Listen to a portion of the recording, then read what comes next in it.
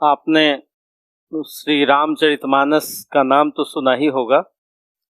रामचरितमानस की रचना हुई 1574-75 ईस्वी में ये रचना हुई है और आप जानते हैं कि संत तुलसीदास इसके रचनाकार हैं। तुलसीदास सगुन राम भक्तिधारा के प्रतिनिधि रचनाकार हैं और राम भक्तिधारा में तुलसीदास सबसे अधिक लोकप्रिय रचनाकार हैं। आप जानते हैं कि भक्ति आंदोलन का समय 1350 ईस्वी से 1650 ईस्वी यानी 300 वर्ष, और इन 300 वर्षों में 4 प्रमुख धारा थी। वो कौन कौन सी धारा थी? संत काव्य धारा में कबीर, जिनको ज्ञानाश्रय धारा भी कहा जाता है।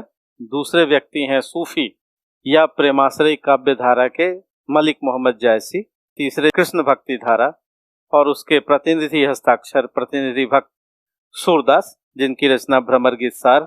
और जो चौथे व्यक्ति हैं और भक्ति आंदोलन की अंतिम धारा, वो है राम काव्य धारा, और राम काव्य धारा के प्रतिनिधि संत और हिंदी के महाकवि तुलसीदास, जिनकी रचना आपके सामने रामचरितमानस। तो रामचरितमानस की चर्चा आज हम लोग करेंगे।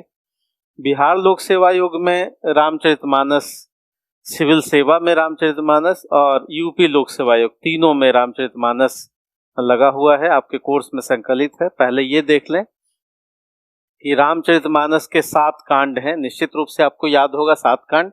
वो 7 कांड हैं: पहला बाल कांड, दूसरा अयोध्या कांड, तीसरा अरण्य कांड, चौथा किष्किंधा कांड, पांचवा सुंदर कांड, छठा लंका कांड और 7वां उत्तरकांड। तो ये 7 कांड आपके कोर्स में है और आपको पता ही है कि अयोध्या कांड बिहार लोक सेवा आयोग के पाठ्यक्रम में बीपीएससी का एग्जाम देना है तो उसमें कौन सा पाठ्यक्रम है? अयोध्या कांड। और सुंदर कांड है, यानी 5वां कांड है आईएएस के पाठ्यक्रम में, सुंदर कांड है। और रामचरितमानस का उत्तरकांड यानी सबसे अंतिम कांड, ये यूपी लोक सेवा आयोग के पाठ्यक्रम में। तो रामचरितमानस के 3 कांड अलग अलग लोक सेवा आयोग के पाठ्यक्रम में हैं। प्रारंभिक चर्चा हम लोग कर लेंगे। सबसे पहले बालकांड। बालकांड का प्रारंभ, सभी कांड का प्रारंभ, कांड मतलब अध्याय, पाठ। रामचरितमानस एक महाकाव्य है, प्रबंध का। प्रबंध काव्य उसको कहते हैं जिसमें स्टोरी होती है, और मुक्तक किसको कहते हैं? जिसमें स्टोरी नहीं होती, यानी स्टोरी से जो प्रबंधित नहीं होता वो मुक्तक काव्य है। तो ये प्रबंध काव्य आप जानते हैं, स्टोरी है, राम की कथा है। राम की जो कथा है वो उसमें संवाद धर्मिता उपस्थित है, यानी इसमें 4 वक्ता मिलेंगे और 4 श्रोता मिलेंगे, और ये कथा पैरेलल चलती है, यानी 4 कहने वाले हैं और 4 सुनने वाले हैं। कहने वालों में सबसे पहले तुलसीदास की रचना है, तो तुलसीदास पाठक से कहते हैं, हम समाज से कहते हैं, लोग समाज से कहते हैं। शिव ये कथा कह रहे हैं पार्वती से, पार्वती श्रोता है, शिव वक्ता है। काकभूषुंडी ये कथा कह रहे हैं गरुड़ से, और चौथे व्यक्ति हैं याज्ञवल्क्य, वो कहते हैं भारद्वाज से। तो 4 वक्ता और 4 श्रोता की ये कथा रामचरितमानस सामाजिक पारिवारिक आदर्श के लिए और राम के मर्यादा पुरुषोत्तम चित्रण के लिए जाना जाता है। रामचरितमानस की जो व्याप्ति है वो भारतवर्ष के प्रत्येक घर में है, और ये लोकप्रिय रचना जिसको धार्मिक आदर भी, धार्मिक प्रतिष्ठा भी प्राप्त हुई है। इसमें राम के गुणों का तो चित्रण है ही, रामत्व गुणों के विकास पर भी चर्चा की गई है। यानी राम में शील, शक्ति, स्नेह का जो गुण है, जो प्रेम का जो गुण है, उसको कैसे समाज में संचरित किया जाए, इसकी कोशिश हुई। सबसे पहले हम लोग देख लेते हैं कि बालकांड में बहुत सरल सी बात है, आपको डिटेल तो नहीं पढ़ना, आपको डिटेल 3 कांड अलग अलग लोक सेवा आयोगों में पढ़ना है। बालकांड में वंदना से प्रारंभ होता है, और तुलसीदास सरस्वती की वंदना करते हैं, गणेश जी की वंदना करते हैं, शंकर की वंदना करते हैं, हनुमान जी की वंदना करते हैं। कई बार तो दुष्टों की, खलों की भी वंदना करते हैं, जो दुष्ट प्रकृति के लोग हैं उनकी भी वंदना करते हैं। गुरु की वंदना करते हुए तुलसीदास बालकांड में, और आपको निश्चित रूप से याद होगा, बंदो गुरुपद पदुम परागा सुरुचि सुवास रस अनुरागा। तो ये बालकांड में गुरु की वंदना करते हुए, तो इतना 1-2 लाइन आपको याद रखना है। गुरु की वंदना, वंदना कर रहा हूँ, प्रणाम कर रहा हूँ गुरु के पद को, जो कमल के पराग के समान है, जो रुचिकर है, सुगंधकर है, सरस है और अनुराग मतलब प्रेमपूर्ण। बालकांड में एक औसत रूप से जो चर्चा हुई है वो है राम का जन्म, लीला, राम का एजुकेशन, चारों भाइयों का, और फिर राम की शादी। ये पूरा प्रकरण जो है बालकांड में है। दूसरा जो प्रमुख कांड है वो है अयोध्या कांड। अयोध्या कांड बिहार लोक सेवा आयोग के पाठ्यक्रम में है और आप जानते हैं कि अयोध्या कांड से जो प्रश्न पूछे जाएंगे वो अयोध्या कांड को रामचरितमानस का हृदय कहा जाता है, हृदय स्थल है अयोध्या कांड। और अयोध्या कांड का एक महत्वपूर्ण प्रसंग है चित्रकूट प्रसंग। चित्रकूट एक जगह का नाम है जो बांदा जिला यूपी और एमपी से कुछ लगा हुआ जो एरिया है चित्रकूट का। आप ये भी जानते हैं कि अयोध्या कांड का जो प्रारंभ होता है वो मंगलाचरण के बाद, अब राम आ गए हैं और शादी के बाद आ गए हैं और राज्य अभिषेक की तैयारी हो रही है कि राम का राज्य अभिषेक किया जाए। ये गुरु वशिष्ठ ने कहा कि यदि 5 लोगों का मत हो तो राम का राज्य अभिषेक किया जाए। ये विचार आया है और इस विचार के साथ जब राम के राज्याभिषेक की तैयारी हो रही है उसी समय कैकेयी और मंथरा का उसके बाद संवाद होता है। कैकेयी मंथरा के बीच जो संवाद होता है उसमें कैकेयी का हठ, फिर राजा दशरथ का मनाया जाना और फिर अंततः राजा दशरथ का राम राम कहते हुए निधन, भरत जी का आना, उसके पहले राम जी का 14 साल का वनवास, 14 वर्षों का वनवास। राम ने वो चैलेंज स्वीकार किया कि कहानी जो नई बनानी है तो निश्चित रूप से राम को वन की तरफ जाना होगा, यानी राम अयोध्या में रहते तो कहानी नहीं बनती। आप जानते हैं कि राम जब तक चैलेंज को नहीं स्वीकारेंगे तब तक एक नया इतिहास नहीं गढ़ने वाले। तो राम उस चैलेंज को स्वीकारते हैं। सीता और लक्ष्मण भी साथ में होते हैं और केवट से कैसे भेंट होती है, चित्रकूट में कैसे वो 11.5 वर्ष रहते हैं, बहुत दिनों तक 11.5 वर्ष चित्रकूट में रहते हैं।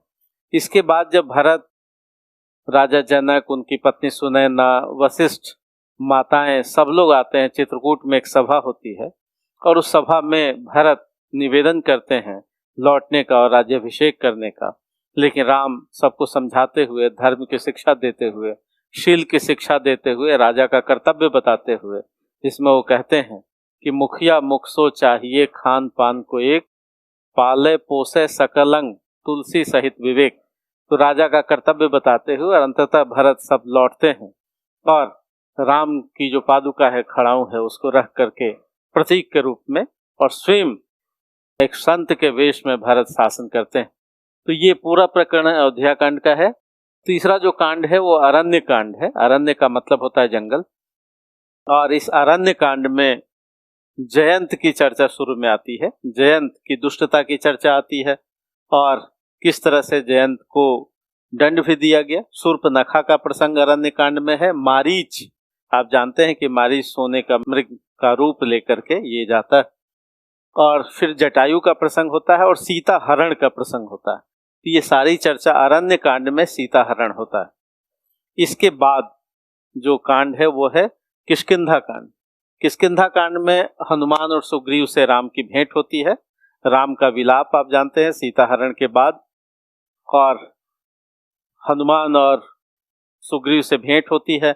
इसके बाद बाली वध किष्किंधा कांड में है और फिर अंगद को युवराज का पद देना। तो ये पूरा प्रकरण आपका किष्किंधा कांड में दिखाई देता है। सुंदरकांड सिविल सेवा के पाठ्यक्रम में है। ये 5वां कांड है। अपने नाम, प्रकृति, संवेदना और शिल्प के कारण ये सुंदर है। नीतियों की चर्चा है और इसमें सुंदरकांड का जो प्रारंभ होता है, मंगलाचरण के बाद जामवंत के वचन सुहाए, सुने हनुमंत हृदय अति भाए।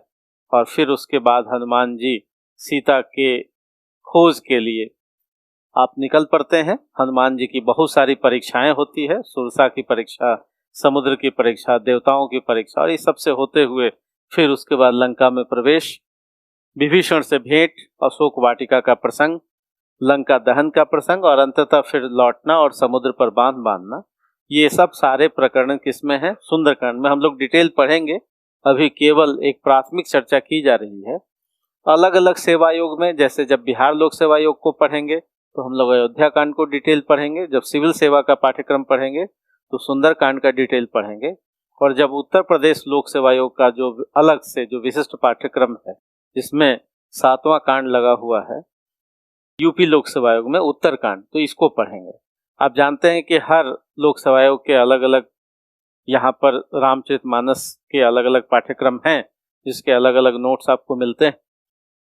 तो किष्किंधा कांड के बाद सुंदरकांड, सुंदरकांड के बाद लंका कांड है। और आप जानते हैं कि लंका कांड में रावण का पूरी टीम, रावण का पूरा परिवार, किस तरह से उनका वध होता है। और क्या वो कहीं कोर्स में नहीं लगा हुआ, उत्तरकांड लगा हुआ, जहां राम जी का स्वागत होता है, राम लौटते हैं, हनुमान, निषाद सब लोग, और फिर कैसे भरत मिलाप है, राज्याभिषेक है, और राम राज्य का वर्णन है कि राम राज्य है कहाँ, राम राज्य इसी कौशलपुर में होना है, इसी जगत को स्वर्ग होना है। इस चिंता के साथ और इस चिंतन के साथ रामचरितमानस के 7 कांड आपके कोर्स में उपस्थित है। ये है रामचरितमानस।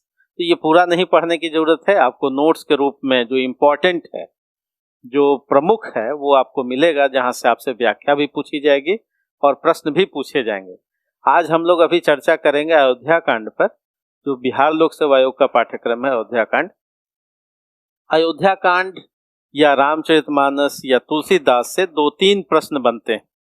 सबसे पहला प्रश्न बनता है कि अयोध्या कांड में जो सामाजिक पारिवारिक आदर्श चित्रित हुआ, अयोध्या कांड का जो भक्ति भाव है, सामाजिक पारिवारिक आदर्श है, जो राजनीतिक आदर्श है, एक भाई भाई का ही मिलन नहीं है, वो शील और शील का भी मिलन है, और स्नेह और स्नेह का भी मिलन है, प्रेम और प्रेम का मिलन है, ये लौकिकता और दार्शनिकता आध्यात्मिकता का मिलन है। तो इस पे चर्चा, यानी एक सरल प्रश्न बनता है कि अयोध्या कांड के सामाजिक पारिवारिक आदर्श का चित्रण करें। बिल्कुल इसको हम लोग देखेंगे, सामाजिक पारिवारिक आदर्श उदाहरणों के साथ। दूसरा अयोध्या कांड से प्रश्न बनता है, वो है चित्रकूट सभा का प्रसंग। आप जानते हैं कि चित्रकूट में श्री राम जी का निवास रहा 11.5 वर्ष, लेकिन जब भरत, राजा जनक, उनकी पत्नी सुनैना, माताएं वशिष्ठ, सुमंत, केवट, सब लोग की एक पूरा का पूरा एक समाज, अयोध्या का समाज चित्रकूट में एक सभा होती है। वो चित्रकूट सभा का महत्व क्या है? उसका महत्व सामाजिक हो सकता है, उसका महत्व सांस्कृतिक हो सकता है, उसका महत्व संवेदना के अलग अलग रूपों का हो सकता है, शिल्पगत हो सकता है, भक्ति के स्तर पर हो सकता है। तो इसको हम लोग समझेंगे। यानी 2 प्रश्न बने, एक तो अयोध्या कांड का सामाजिक पारिवारिक आदर्श या अयोध्या कांड का प्रतिपाद्य क्या है, और दूसरा प्रश्न बनता है वो है चित्रकूट सभा का महत्व। तीसरा जो प्रश्न ओवरऑल बनता है समूचे रामचरितमानस से और उस भाव से, तुलसीदास समन्वय के सम्राट। आप जानते हैं कि यह स्टेटमेंट है कि भारतवर्ष का लोकनायक वही हो सकता है जिसमें समन्वय का अपार धैर्य हो। तो ये रामचरितमानस और तुलसीदास के चिंतन में दिखाई देता है, समन्वय का भाव। तो इस समन्वय के भाव से भी प्रश्न हो सकते हैं और होते ही हैं, पूछे ही जाते हैं। और जो चौथा प्रश्न बनता है वो है व्याख्या का। तो आप अयोध्या कांड बिहार लोक सेवा आयोग के लिए मात्र आप 3 प्रश्न आप कर लीजिए, चित्रकूट सभा का महत्व और सामाजिक पारिवारिक आदर्श एक साथ। एक प्रश्न दोनों को मिला करके आप पढ़िए, लिखिए। दूसरा प्रश्न तुलसीदास का समन्वयवाद, यानी रामचरितमानस कैसे समन्वय की अपार कोशिश है।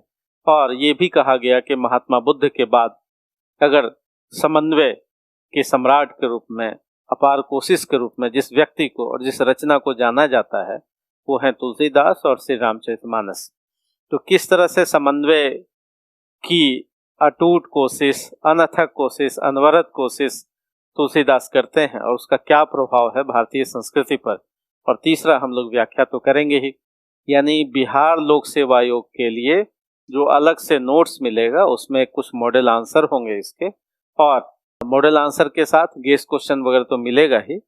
लेकिन अभी हम लोग पढ़ रहे हैं अयोध्या कांड, रामचरितमानस, संत तुलसीदास, चित्रकूट सभा और इसका महत्व।